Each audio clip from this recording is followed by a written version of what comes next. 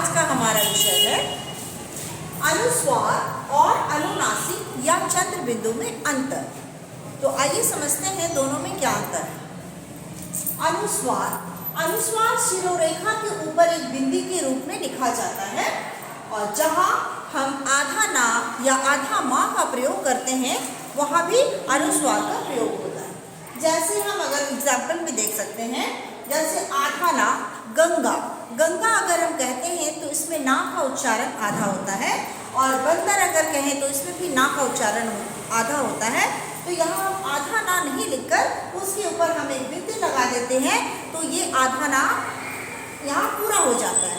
उसी तरह से है आधा माँ, आधा माँ वहाँ हम ना लिखकर उसकी जगह अगर हम एक बिंदु लगा दें तो वो आधा माँ का काम करता है। जैसे अगर हम पढ़ेंगे तो अम्बा या चंपा, तो यहाँ पर आधा माँ जो है छिपा हुआ है जिसे हम बिंदु के रूप में यहाँ दिखाते हैं।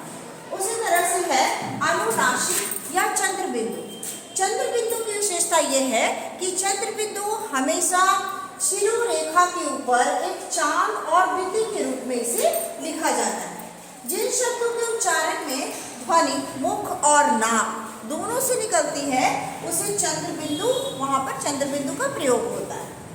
चंद्र बिंदु का प्रयोग वहां भी होता है और जहां शिरोरेखा के ऊपर कोई मात्रा ना हो वहां पर चंद्र बिंदु का प्रयोग किया जाता है। यानी जब भी चंद्र बिंदु लगाई जाती है तो वो हमेशा शिरोरेखा के ऊपर सीधे लगती है। किसी भी मात्रा के होने से वह मात्रा को हटाकर वहां सीधे लगती है चंद्र बिंदु। इसीलिए चंद्र बिंदु के साथ किसी भी मात्रा का प्रयोग नहीं होता है।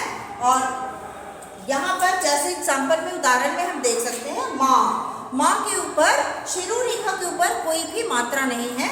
जैसे चांद, चांद में चंद्र बिंदु का उच्चारण जब हम यहाँ चांद जब हम शब्द बोलते हैं तो यहाँ ध्वनि हमारे मुख और नाक दोनों से निकलती है। जैसे हम बोले सांप, तो सांप में भी ध्वनि हमारे मुख और नाक दोनों से निकलती है। इसलिए जिन शब्दों के उच्चारण में ध्वनि नाक और मुख दोनों जगह से निकलती है वहाँ पर चंद्र बिंदु का प्रयोग होता है।